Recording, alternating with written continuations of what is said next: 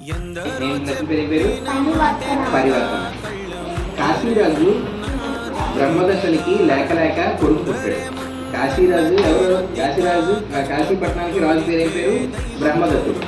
బ్రహ్మదత్తునికి లేక లేక ఒక కొడుకు పుట్టాడు. వాడు పెరిగి పెద్దవాడై అతి గారాభం వల్ల అన్ని చెడు అలవాట్లు అలవరుస్తున్నాడు.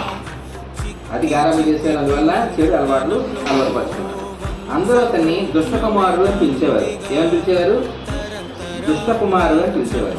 దుష్టకుమారుడు మహాకోపిష్టి, మహాకోపం. దుష్టకుమారుడు పరుషంగా మాట్లాడేవాడు. పెద్దల్ని పిల్లల్ని తోలనాడేవాడు. తోలనాడేవాడు అంటే దాంట్లో ఏంటి? వాళ్ళని బ్యాడ్వర్డ్స్ యూజ్ చేసేవాడు. బ్యాడ్వర్డ్స్ యూజ్ చేసేవాడు అనమాట. అందువల్ల అందరూ కూడా అతన్ని దుష్టకుమారుడు అని పిలిచేవారు. ఇదే మంత్రులు, పురోహితులు, ఇతులు, చివరికి తల్లిదండ్రులు కూడా ఎంత చేసినా సరే వాడి పద్ధతి మారలేదు. ఓకే. కాశీ